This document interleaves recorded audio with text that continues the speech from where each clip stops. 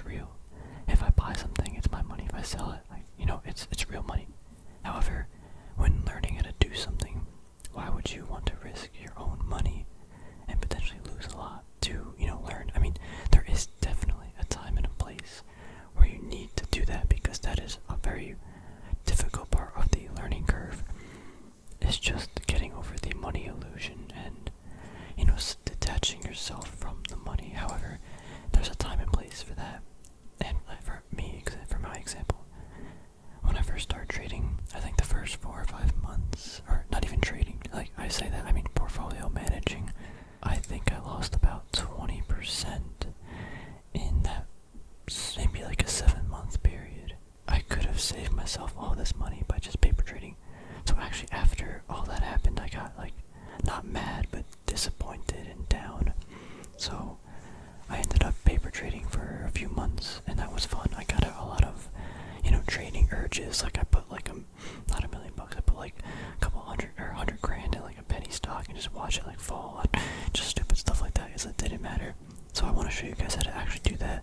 So TD Ameritrade actually has a thing specific for that. Yeah, right here I click this, I go to my actual account or go paper trading. Now, with this you're not getting the full trading learning experience, right? It's not real money, and you almost treat it like that when you're trading in this. There's also liquidity problems. Like I could buy let's say AMD right now, $87 or something, I don't know. And in the paper trading account, I'll get that 100% of the time. But in the real world, there might not be a buyer at that. There might be some slippage. Also, it doesn't account for all the different bot accounts and the different types of order flows that are ahead of limit orders or whatever. And so it is completely different. However, it's a start, and that's what you need as a super beginner. If you don't have to have, I'll say TD Ameritrade, you go to CNBC's website. You go to display here, go to candles, or you go to bar chart if you want. You change the time frame around, you can see candles. You can just, on a piece of paper, let's say I have 100 grand or a 10 grand portfolio. How much money, should I put on this trade? I see these candles wick in a certain way. I see a reason to buy it. I'm gonna buy it at this price, what it is right now. Mark that on my piece of paper, right? How many shares, my percentage of my portfolio that is, and the percentage of the position size that I want, and then write down where you want to sell, where you should get out if things start hitting the fan. Whoops, just stuff like that. And that's definitely a better way than just hopping right in, just buying stuff. Because if you want to do this with a method, you have to have a reason of doing certain things. And if you're investing, it's kind of different, right? Because you're not going to be able to see how right or wrong you were for a while. So it's a little different. But definitely trading, especially if you want to do day trading, I don't recommend doing that. But if you want to, you gotta paper trade, and you can see your results really quickly, because every day you're seeing, did I make money, did I lose money, how are my entries and exits, just stuff like that. I mean, even if you want to swing trade, I recommend paper trading. Just pick a time frame, maybe a week, and see if you see different setups happen. How are you gonna play them, and reasons of doing so. Just stuff like that. It definitely will help you save money in the long run. So this is my simulated paper account. There's 100 grand on it. You can kind of set the amount of money you want. So you can go over to the side, it's basically the same platform. I can add watch lists on the side of, so with this is the fun part of this. I think a year ago, whatever, I would be yeah, I'm gonna short QQQ, a couple 100 grand, or not, a 50 grand to see what happens. I don't know, it's just fun. And it didn't matter because it's fake money. But also, if you want to use this for learning purposes, you gotta treat it like it's real money, treat it like it's your portfolio, buy things, and just time it, try to see, is what you're doing right, is what you're doing makes sense, or are you just getting lucky each time or unlucky? You gotta kind of try to build not a framework, but like a method to the madness, I guess is the analogy.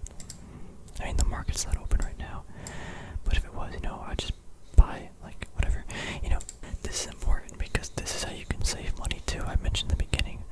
Let's say you have like a penny stock. I don't even know what a penny stock would be. Just, let's say, I don't even know, Kron, wow. I forgot about this weed stock.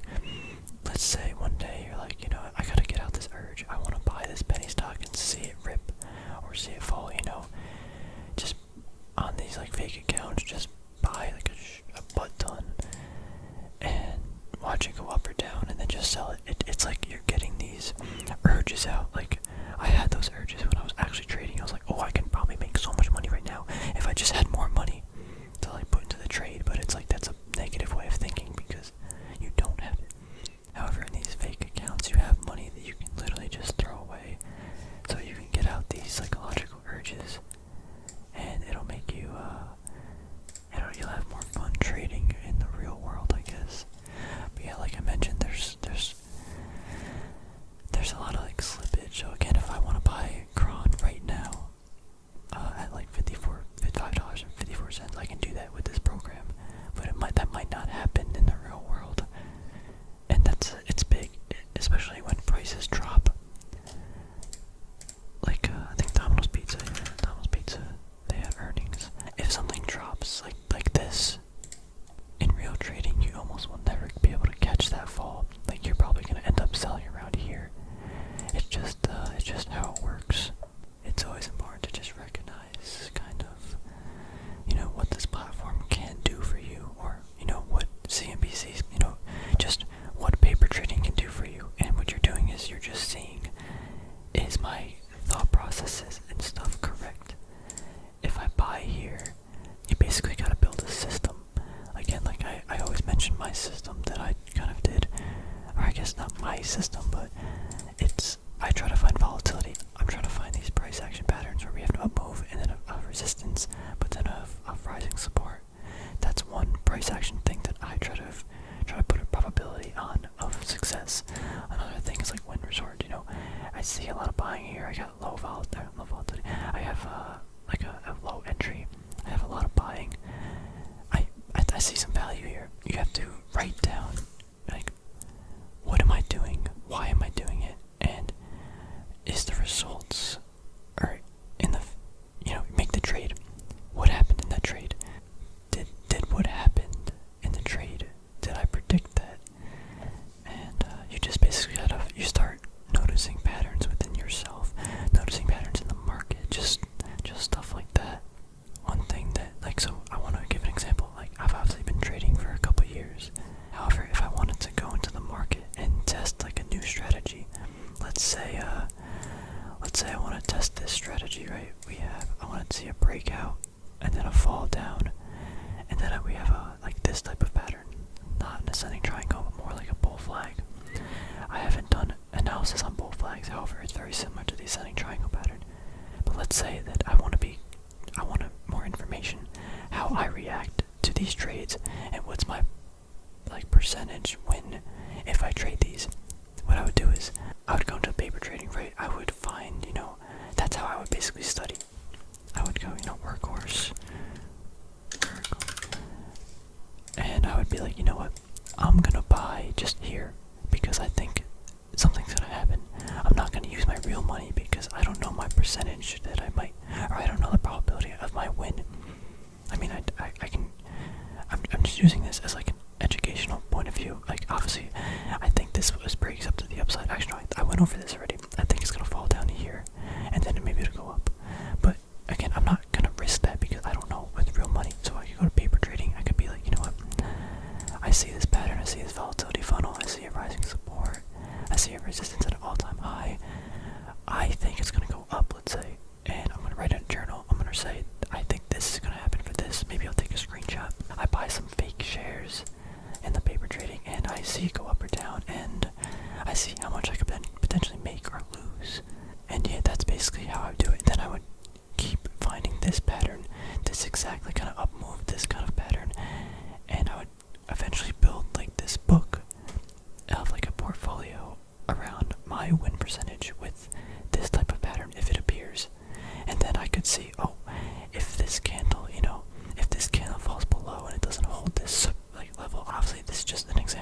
let's say it doesn't hold above here, then I have a lower probability of this breaking out. You can start kind of noticing different patterns and things that might happen. Again, there's always some element of luck. There's always reasons that things might happen differently.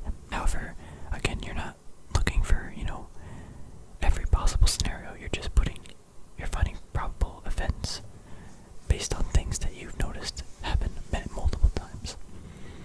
And some people might call this kind of bogus, but I guess that's why you're testing it. You're testing to see if there is a correlation between this type of pattern with it breaking out. If it's a 50-50 chance, then there is no correlation, or there might still be a correlation, but it's basically just luck. But even if there's a 50-50 chance this breaks out or falls out, managing that risk, maybe you put 6% loss for 20%, there is some risk reward. So you could put probabilities to these events with risk reward and managing that, and you can become profitable. I have a separate video on risk reward I'm gonna make, because the way it's taught, I feel like on YouTube is just dumb. I mean, even me, I'm not an expert, but the way that these other people think, you're never gonna get this exact risk reward, or you know what I mean? There's always gonna be slippage. There's always gonna be some element of surprise that might happen. So you always have to have a risk reward, mentally, this is my zone, and then you have to have realistically what might happen, plus or minus 2 or 3% even sometimes, because things happen in the market unexpectedly. I'm not gonna talk about it because I need a separate video for that.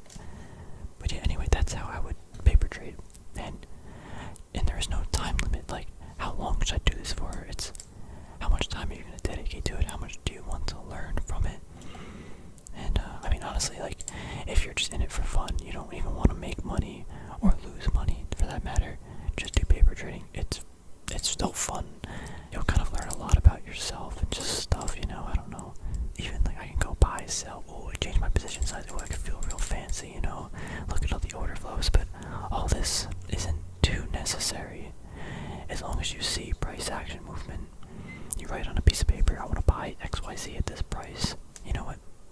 It's the same thing as paper trading. You don't need these fancy indicators and all that stuff. And, oh man, I gotta make another video on that too.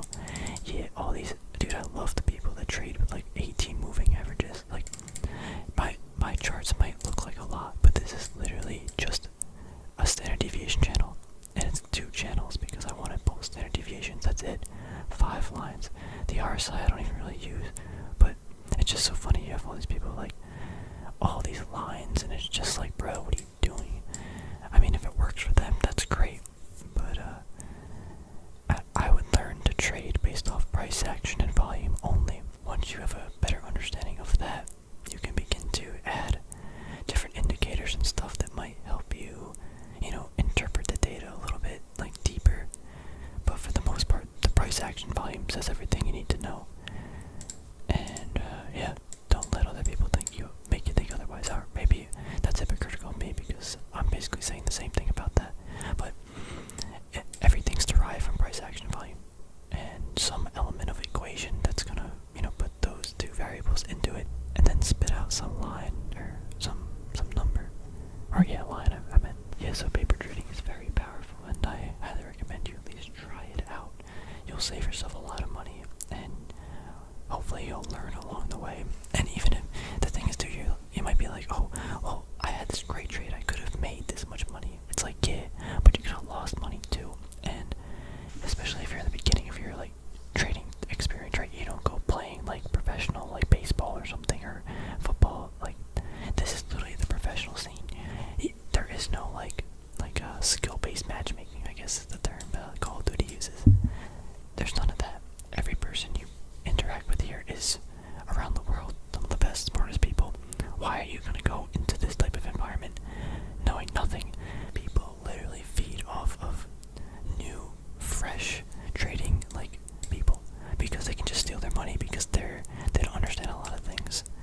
And the idea with paper trading is you'll be able to understand things much easier, or at least be more comfortable in the trading environment. And you just got 90% of they quote, I think 90% of traders lose 90% of their money in 90 days. And the reason is they just don't understand yet how things work, why things do certain things, and not saying I understand everything, but I'm saying that I've survived years so far as some new guy who's fresh, and I protected my downside risk, you know. I still lost 20% of my money.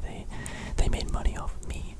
The paper trading is just meant to, you know, make sure you are playing the game, but you're not, you know, getting your ass kicked, you know. The key to this game is to not lose money and minimize risk, because in 20 years the market's probably going up. I guess that's one reason why ETFs and stuff are so good. You can just buy the market, but to me that's not fun. It's just not. There's just some element of fun, you know. Like, I feel like if you're watching my video, you understand. There's some element of fun of potentially making more money than the market, and I don't even remember what I'm talking about, to be honest. But try out paper trading, learn from your mistakes, try to build a system, try to put a probability on your winnage percentage in that system that you're building within the paper trading. And when you bring it to the market, it might be much more challenging because it's real money. There's different order flows and slippages and stuff and liquidity, but you can just you are more comfortable and you have a plan, and that's so important. That's the idea of paper trading. And yeah, so thank you all for watching. Hopefully I said some stuff that helped you or might help you. And yeah, save yourself from losing some money. I'll see you guys in another video.